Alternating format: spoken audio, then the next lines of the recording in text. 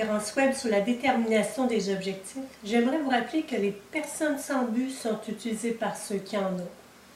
C'est la loi de l'équilibre où il y a une polarisation naturelle entre les gens qui savent ce qu'ils veulent, qui dirigent leur vie, et les personnes qui se laissent porter par les événements.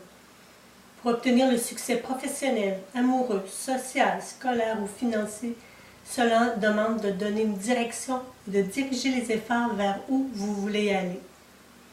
Pourquoi est-il si important de définir ces objectifs de vie? Parce que les objectifs traduisent vos aspirations et constituent des points de repère qui vous guident dans votre choix de vie. De façon imagée, on pourrait dire que les objectifs deviennent des aimants qui attirent les gens, les situations et les événements. Mais comment se fixer des objectifs? La fixation d'objectifs est un programme composé d'un ensemble d'actions constructives qui a pour objectif de vous mettre en mouvement. C'est le propre de l'humain que de vouloir se réaliser et de s'accomplir. Le plan d'action que vous allez élaborer lance un pont entre le souhait et la réalisation. Toutefois, plusieurs personnes veulent comprendre pourquoi le malheur s'acharne sur eux avant de chercher à résoudre leurs problèmes. La recherche du pourquoi fait appel à toutes sortes de possibilités, allant de votre enfance, votre éducation, vos mauvaises expériences, vos relations, des interrogations ouvertes à l'infini sur les possibilités. Si vous voulez vous sortir de votre léthargie, il faudra plutôt se questionner sur le comment faire. Comment faire? J'aimerais vous présenter quelques observations. Il existe une croyance dans l'esprit de plusieurs personnes qui laisse croire que pour changer des habitudes ou développer de nouvelles compétences, cela peut prendre du temps, beaucoup de temps. En fait, cela dépend des moyens que vous allez prendre. Si vous utilisez un 10 watts plutôt qu'un 100 watts pour vous diriger dans la vie, vous risquez de ne pas toujours voir où vous allez. J'ai déjà exprimé à une cliente qui se plaignait qu'elle était au même point qu'il y a 10 ans, que d'aller à Montréal en bicyclette prenait beaucoup plus de temps que de prendre une voiture. Ce n'est pas la direction qui est en faute, mais le moyen pour y arriver. Les événements de la vie, la maladie, l'entourage peuvent ralentir le processus de réalisation, mais il ne peut pas toujours mettre la faute sur l'extérieur. C'est un réflexe connu de remettre à demain ce qu'on peut faire aujourd'hui. Tant que vous ne ressentirez pas l'urgence d'agir, vous resterez en attente d'un ailleurs meilleur. Est-ce que vous sentez dans votre tête, au niveau de votre cœur, dans vos tripes, ce qu'il y a besoin d'aller de l'avant? Si c'est un vrai oui, vous êtes déjà sur le bon chemin. Je vous invite à prendre un papier et un crayon. Pour débuter la détermination des objectifs, je vais vous demander d'inscrire 5 choses que vous allez réaliser demain. C'est un premier test. Ne remettez pas plus tard.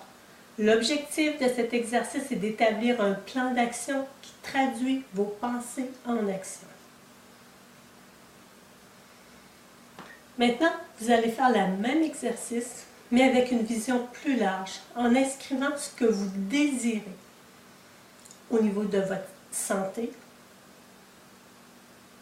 vos relations avec les autres, votre vie sociale et professionnelle, vos besoins matériels et finances, et votre évolution personnelle et spirituelle. Je vous répète, identifiez ce que vous voulez ou ce que vous désirez au niveau de votre santé, vos relations avec les autres, votre vie sociale et professionnelle, vos besoins matériels et vos finances, et votre évolution personnelle et spirituelle. Cet exercice vous demande de donner libre cours à votre imagination. Vous pouvez trouver difficile de comprendre et à réaliser toute l'importance et la portée de votre capacité à utiliser votre imagination. Tout le monde a de l'imagination, mais le degré varie selon les personnes. Mais sachez que toutes les réalisations ont été fondées à partir de la construction d'une idée. Et qu'on ne peut être plus grand que sa vision. Donc, cesser d'être imaginatif, c'est se limiter à ce qui est connu. Quand la personne cesse d'être à l'écoute de ses rêves, de ses désirs, de ses passions, elle s'installe dans un régime d'effort minimum, de risque minimum et d'accomplissement minimum, ce qui génère automatiquement de l'insatisfaction. Il est vrai qu'il est quelquefois difficile de visualiser le futur. Il y a comme un réflexe de revenir dans les souvenirs du passé, de le ressasser, de le ranimer. Vous vous jugez à la lumière de vos expériences passées plutôt que sur vos possibilités. Croyez-vous fermement que vous avez cessé de vous développer? Il est maintenant trop tard pour faire des plans sur ce que vous voulez devenir, pour prendre les commandes de votre vie. Il faut faire l'effort et reconditionner votre mental par la détermination d'objectifs clairement définis.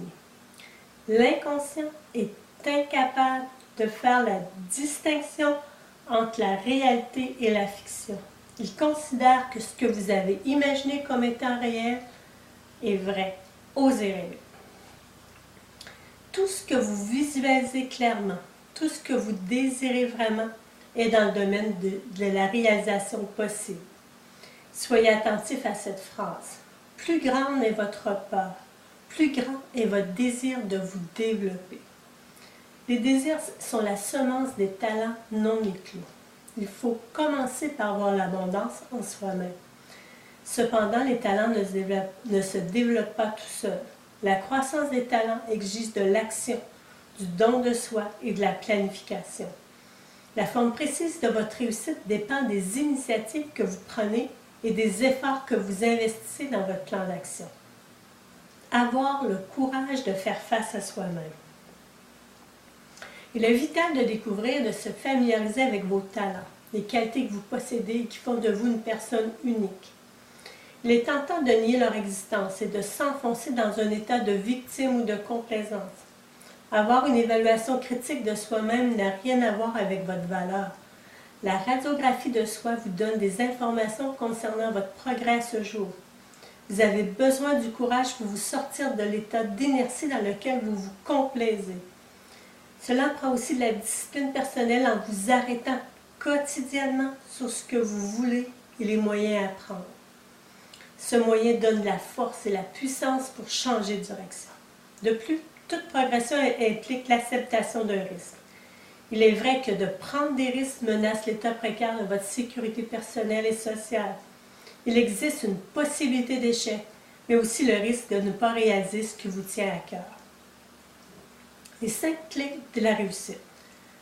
Premièrement, cristallisez votre pensée. Où vous êtes et où vous voulez aller.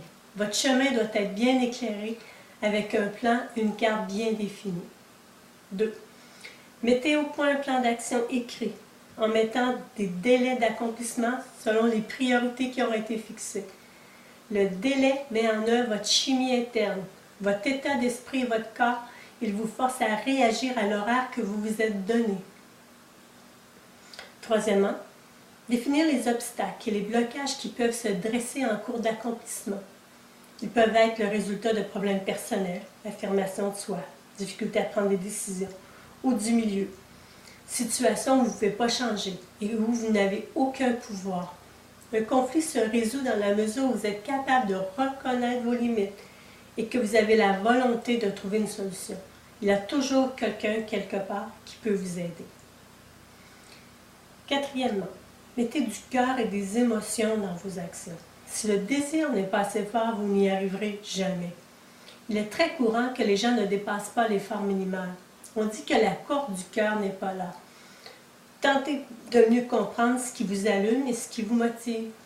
Cinquièmement, se créer une confiance absolue en vous, en votre faculté de réussite, va vous inspirer, vous donner de l'assurance. Il faudra suivre votre plan, quels que soient les obstacles et les critiques et les circonstances. Utilisez le principe de faire comme si. Commencez à agir comme vous le feriez.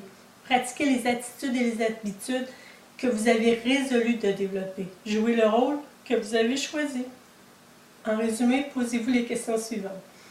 Est-ce que je cristallise ma pensée de manière à savoir où j'en suis à l'heure actuelle et où je désire aller?